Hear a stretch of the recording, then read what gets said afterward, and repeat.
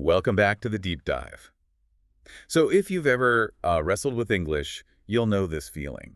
Sometimes the simplest things, like just two words together, are the most confusing. Oh, absolutely. And today we're focusing right on those phrasal verbs. You know, those little verb plus preposition pairs or verb plus adverb.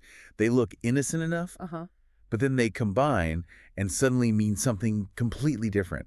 They just throw out the original meaning, really. It's sort of a linguistic shortcut, isn't it? hmm Super efficient for native speakers, maybe, but a real trap for learners.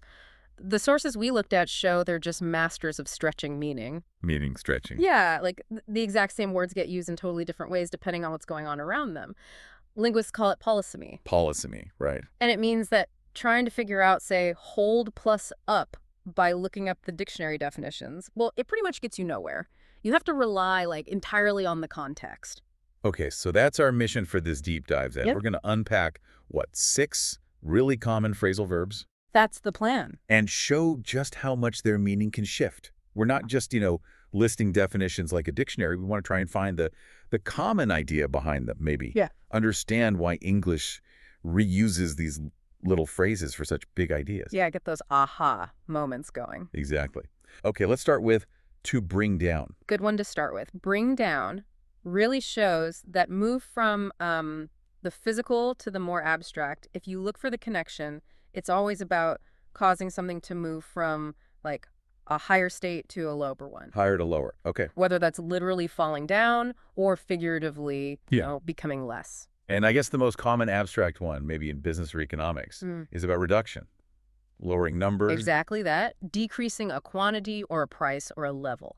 You might see in a report, the company promised to bring down production costs by 10% next quarter. Right. The costs are moving down numerically. Simple enough. Mm-hmm.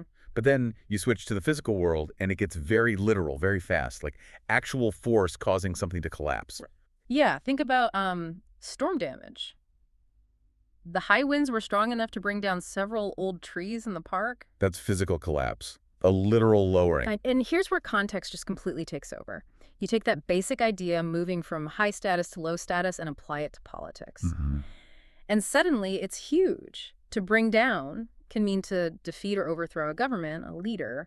The sources really emphasized how context dictates the severity here. And it is severe. Like the scandal threatened to bring down the entire administration. That's massive. Totally. But then, okay, pivot again, and the severity kind of vanishes. It becomes informal, emotional even. Right. We use it for making someone unhappy. Like, don't let his negative attitude bring you down. Your mood is being lowered. So let's see, production costs, falling trees, government collapse, and just feeling a bit sad. 4 completely different things, all linked by that core idea, causing something to be in a lower, maybe worse, or reduced state. That's the thread. That flexibility, that contextual elasticity, that's what we need to get, isn't it? Okay, let's move to our next pair, starting with to hold up.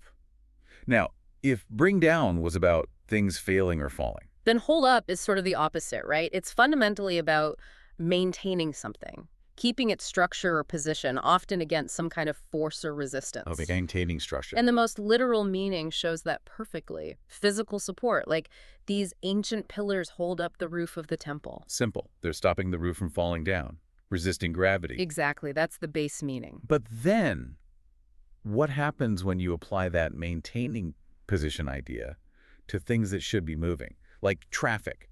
That's where it gets confusing for me. How does holding up a roof become stopping cars? Well, think about it. You're maintaining a stationary position when movement is expected or desired. The phrase describes something getting in the way, impeding progress. Impeding. Okay. So if you're stuck in traffic, you'd say, the accident on the highway is holding up traffic for miles. The flow is stopped. The cars are being held still when they shouldn't be. Right. Gotcha. Maintaining stillness against the expected flow. Now, contrast that delay meaning with the criminal one. Oh, yeah. Big shift. When you hear masked men held up the bank, same words, totally different scenario. It means robbery. Often with the implication of force or threat, right? Forcing people to stay still, holding them in place while the robbery happens. Fascinating. So delay, robbery, and then there's another one about things lasting. Yeah, endurance or durability, it's kind of the opposite of the robbery in a way. If you say, I hope this old car will hold up for the long road trip, you're hoping it maintains its function, its structure over time and stress. Okay, I still find it hard to connect robbery and durability with the same phrase. Mm. It really hammers home that we're not just learning words in isolation, are we? Not at all. You're learning situational phrases. Situational phrases. I like that. Okay, moving on. If hold up is about staying together or maintaining structure, let's look at maybe its opposite, to break up. It makes sense. Breakup is all about separation, isn't it? Taking something that was a single unit and making it into pieces or separate parts. And the most common one, sadly maybe, is relationships. Uh-huh. Ending a romantic partnership. That's probably the first meaning most people think of. They decided to break up after dating for 5 years. A unit separating. But physically, it just means separating into pieces, right? Like objects. Exactly. You see it with ice, for example. The ice on the lake began to break up as the weather warmed. The solid sheet is separating into chunks. Okay. And you could apply that separation idea to people fighting, too. Yeah, intervening in a conflict, physically separating people. The teacher had to break up the argument between the two students. You're breaking the connection of the fight. Right. And then there's the one we all dread on phone calls or video chats. Oh, yeah. Telecommunications. Absolutely essential phrase there. If the connection is bad, you say, I can't hear you clearly. You're breaking up. Meaning the signal itself is fragmenting, separating. Precisely. The sound waves, the data packets, whatever it is, it's becoming intermittent, unclear, not a solid stream anymore. Wow. Okay, so ending relationships, ice melting, stopping fights, and bad phone signal. All from that core idea of a connected thing separating into parts. Wild. Okay, let's dive into to go off. Now this one feels really idiomatic, like the connections between meanings are harder to spot sometimes. They can be. The common thread seems to be something sudden. A sudden action, often uncontrolled, or maybe a sudden change of state. Suddenness, okay? It helps if you group some meanings, like things that explode or make a sudden loud noise. Right, like fireworks or alarms. Exactly. The firework accidentally went off in his hand, or, less dramatically, the smoke detector went off in the middle of the night. A sudden burst of sound or force. Got it. Loud, sudden things. But then it can mean food spoiling, which is usually quiet. Yeah, that's the domestic meaning. Don't drink that milk, I think it has gone off. It's still a sudden change of state, right? From fresh to spoiled. It might be chemically sudden, even if it's silent. Okay, sudden change of state. That makes sense.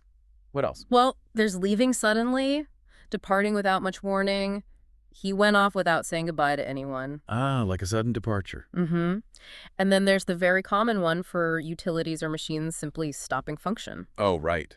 The power went off during the storm. Yeah. Or the heating went off. Exactly. So you've got explosions, alarms, spoiled food, sudden departures, and power cuts, all using go off. The range is just incredible. Okay, let's switch to put off. What's the core idea here? Put off seems to be generally about displacement, moving something away, either in time or maybe away from yourself because it's unpleasant. Displacement. Okay, so the most obvious one is delaying something, right? Pushing it away in time. Yeah, the temporal displacement. We use it all the time instead of postpone, especially in work contexts. We had to put off the meeting until next week. You're moving the event away into the future. Simple enough.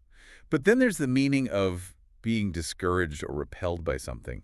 That feels quite different. It does, but think about the displacement idea. You're still pushing something away, but this time it's like a negative feeling or a sensory thing that you're pushing away from you.